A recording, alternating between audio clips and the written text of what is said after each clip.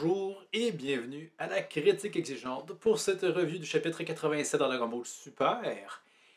Et je crois que nos souhaits ont peut-être été partiellement exaucés, c'est-à-dire que cet arc est terminé. Mais quelle fin vraiment merdique. Je veux dire, des fois, il faut arrêter de vouloir éviter de nommer un chat un chat. À peu près beaucoup trop de niveaux, hein. Donc, essayons d'aller dans l'ordre. Surtout comment dire, la révélation. On se demandait finalement, hey, c'était quoi que Elec avait prévu comme truc, autre course à faire? C'était quoi sa manigance? C'était tout simplement de se dire, bon, ben, à 13h, Gaz défonce la gueule de Vegeta, Granola et les autres. Et à 14h, j'ai invité Freezer pour qu'il se fasse tuer par Gaz. Est-ce qu'on a besoin de rendre à quel point ce plan débile, vraiment prenant juste pour acquis que comme, ah oui, ils vont se laisser vaincre super facilement, et à la fin, hein, il est mal pris parce qu'il se rend compte que, bon, il les a pas encore tués, et que Freezer débarque, je suis comme, quoi? Vraiment, son plan est merdique. À ça, il faut bien évidemment ajouter le fait que les autres Eaters, Gaz inclus, sont surpris d'apprendre que comme ah, Gaz a dû sacrifier son espérance de vie pour devenir le plus fort de l'univers. Ils sont au courant que ça s'est produit pour Granola. Pourquoi eux-mêmes sont surpris? Ça ne fonctionne juste pas. Aussi, il faut se soulever, Gaz toujours pas mort, en mode zombie. Visuellement parlant, au moins, c'est intéressant. Vegeta parle, par exemple, de malédiction, d'être le plus fort de l'univers. Ouais. Ok, mais au final, on n'a jamais vraiment... Je pense qu'on aurait gagné à avoir un flashback de comment a formulé Elec le vœu pour que ça se produise. Mais on ne l'a pas, donc on reste un peu dans le néant et le chapitre est terminé, donc on n'en saura pas plus. On n'en saura pas plus.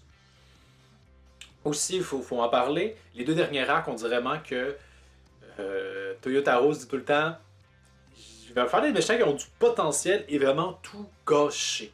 Je le répète, Moro, c'était censé être un magicien, c'est devenu plus une espèce de ersatz de sel. Et ici, on nous vendait les Eaters, notamment via Elec, comme étant pas forcément des machines de puissance, mais qui allaient dominer à travers intellect, stratégie, connaissance.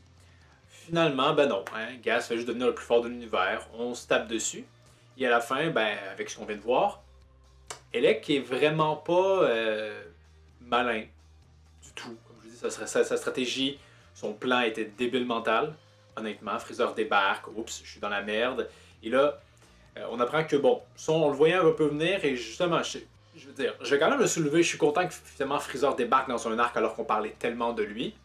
Mais de la manière que lui débarque, simplement parce qu'on l'a invité, il est stupide, c'est un peu con. Par contre, je vais le soulever, la case où il fait son apparition, l'espèce de...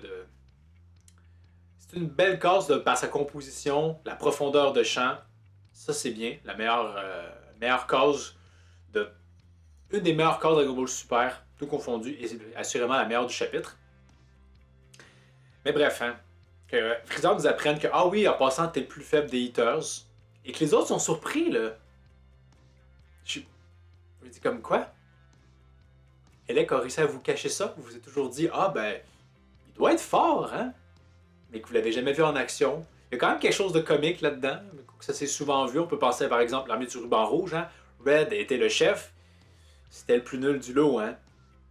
Black, s'en rendant compte, le tue facilement, là. Fait je veux dire. Mais au final, l'idée c'est que, surtout, Elec finalement tombe dans le cliché qu'on espérait ne tombe pas, c'est-à-dire qu'au final, il n'y en a rien à cirer de son frère, et tout ce qu'il veut, c'est servir ses propres ambitions.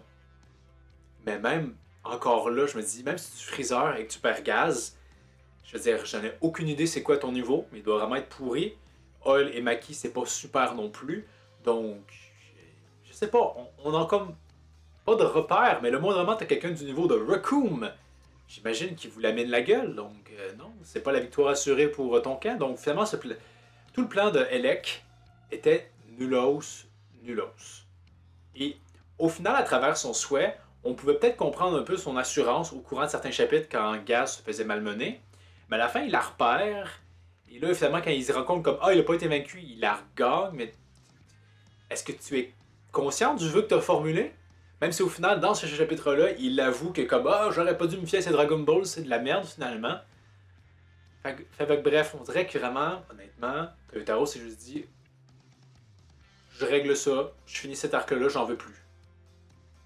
Aussi, il faut soulever Monaito qui soudainement, on les rend dans une logique jeu vidéo-esque. Soudainement, je suis capable de tous vous soigner instantanément. Je tiens à le rappeler que Kibito, hein, dans Dragon Ball, avait de la misère à soigner instantanément un Gohan Super Saiyan 2. C'était quand même un dieu. Quand même, ou un apprenti Kaioshin, peu importe. Là. Dende peut le faire, on me le dira bien, là, mais l'idée c'est qu'il passe du stade à hey, je vous soigne vraiment très très lentement et c'est très dur, à je soigne 3 guerriers qui sont au top 5 de l'univers instantanément. Honnêtement, je comprends juste pas pourquoi. C'était quoi l'intérêt, honnêtement?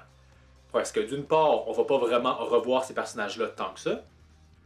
En fait, donc je comprends l'intérêt, c'est parce que on voulait avoir le combienième énième round contre justement Gaz en mode zombie.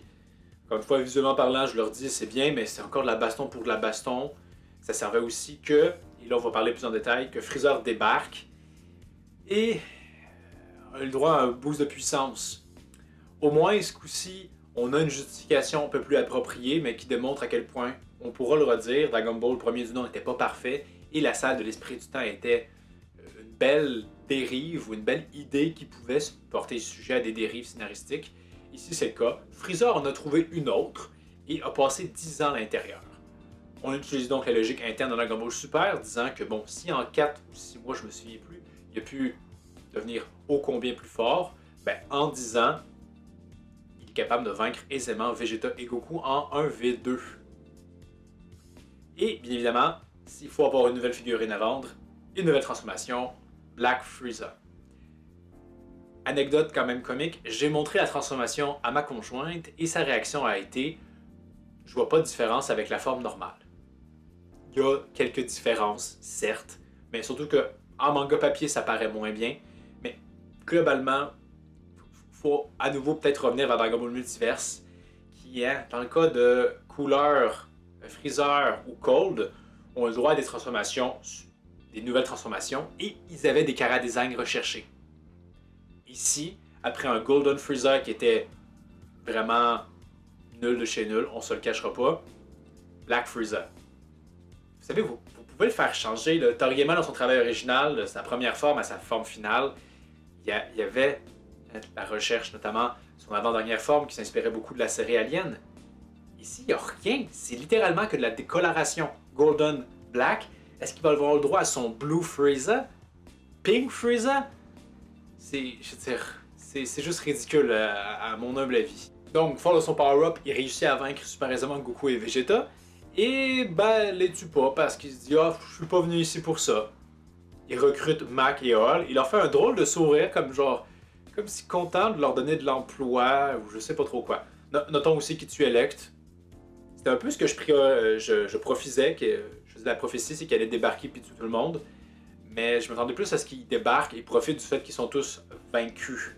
Et non pas qu'ils ont été finalement guéris et qui les laissent aller. On notera aussi que Granola a à peu près aucune réaction face à Freezer. En même temps, techniquement, il a laissé de côté sa vengeance. Mais il n'y a même pas un moment où il fait comme... Puis finalement, il se rapatrie sur Monaito qui est blessé. Qui est d'ailleurs soigné par Whis à ce niveau-là. Fait que le Freezer débarque tout simplement. Et voilà. Il aurait pu tuer les Saiyans. On change un peu le personnage de Freezer. Ça fait un peu écho à la vidéo que j'avais fait des problèmes avec Freezer. C'est que là, on le fait plus fort. Mais on se dit que bon, hein, il peut pas gagner. Fait qu'il tue pas les héros. Alors que Freezer, il voue une haine viscérale envers eux. Je suis quand même un peu curieux de qu'est-ce qu'ils peuvent bien faire avec ce dernier plus tard. Parce que là, nos héros vont être motivés à devenir plus forts que lui, mais... Surtout qu'à ce niveau-là, le Freezer, j'imagine qu'il défonce Virus, hein? défonce Jiren aussi. Bref. Surtout que ça jure un peu vraiment avec le fait que il a rien fait face à Moro, mais bon. Aussi, il faut le soulever, la pseudo-résolution de Granola. C'est juste, on dirait vraiment que c'est pas surprenant. Toute l'idée du soi était très mauvaise, de devenir le plus fort de l'univers. Or, là, Granola apprend la vérité à Goku et à Vegeta, mais il reste juste 3 ans à vivre. Peut-être même moins, en fait, parce qu'il dit que l'attaque qu'il a fait contre Gaz, qui a servi globalement à rien, hein. Il a aussi volé encore une fois une partie de sa vie restante. Et après coup, Goku de juste dire « Hey, Granola, as-tu envie d'aller t'entraîner avec nous et Whis sur la planète de Beerus? C'est parce qu'il meurt dans 3 ans, là. Non? Vous vous en foutez? » Puis finalement, Granola veut pas parce qu'il doit aller trouver le Dragon Ball pour réparer la planète. Et après coup, ils font juste dire « Bon, ben, hein, au plaisir de se revoir, Granola, hein, on ne soulève pas du tout l'enjeu que tu meurs d'ici 3 ans. On veut rien changer à ça. » C'est sûr qu'on s'entend qu'on s'attendait peut-être que par quelque chose, un déroulement de situation quelconque, son espérance de vie soit restaurée, qu'il désannule le vœu, etc. Il n'y a rien qui empêche qu'il puisse débarquer plus tard, mais en même temps, Dragon Ball Super réutilise pas des tas de ses personnages, fait que ça serait quand même très surprenant. Mais pour moi, l'enjeu vraiment, c'est juste qu'il ne s'adresse pas à cette problématique-là. Vraiment, comme genre, hey, on se revoit plus tard, hein? C'est clair que toi, t'es pas à l'article de la mort bientôt, pas de problème, bye! C'est vraiment étrange. On a vraiment. Ce chapitre-là voulait conclure un arc qui a vraiment été beaucoup trop prolongé. Là, il aurait fallu que peut-être qu'on coupe des combats dans le passé pour justement faire une meilleure conclusion. C'est bâclé. Et notons qu'il n'y aura pas de chapitre, je pense, le mois prochain. Est-ce que c'est vraiment une pause d'un seul mois pour préparer le prochain arc? Est-ce que là, on va avoir enfin le droit à un scénario digne de ce nom? Je sais pas. Mais bref, au final, on peut juste être globalement heureux que cet arc-là a été conclu. Sincèrement, je crois qu'on tient là le plus mauvais arc de Dragon Ball Super. J'ai réfléchi un peu parce que j'ai vraiment en horreur l'arc Black pour tout ce que ça a pu faire au personnage de Trunks. Mais c'est toujours difficile de faire vraiment la part des choses parce que le manga et l'anime. L'anime c'était vraiment, je trouvais, mauvais. Le manga, un peu moins pire. Mais vraiment, au moins il y avait des revirements de situation, des idées intéressantes dans cet arc-là. Vraiment pas du tout. Je veux dire, Moro au moins avait quelques éléments intéressants au début. Cet arc-là, jamais vraiment. On se souviendra d'Elec comme probablement l'un des vilains les plus nulos de tout Dragon Ball Super. De tout Dragon Ball Super, même tout Dragon Ball. Je veux dire, je préférais, j'en ai parlé, le chef de l'armée du ruban rouge. Il y avait quand même quelque chose d'un peu plus savoureux. Il n'y avait pas comme un pétard mouillé tant que ça. Apprendre qu'il finalement il voulait grandir, c'était l'humour très typiquement Dragon Ballien. C'était pas le cas dans cet arc-là, Dragon Ball Super. Au final, apprendre que Elec est vraiment juste con en fait, vraiment pas plus. Son plan était merdique, alors que toute l'idée c'était que non.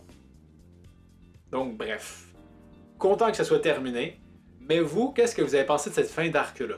Qu'est-ce que vous avez pensé de la nouvelle transformation de Freezer? Et qu'est-ce que vous espérez pour la suite? Donc, merci de m'en faire part pour les commentaires.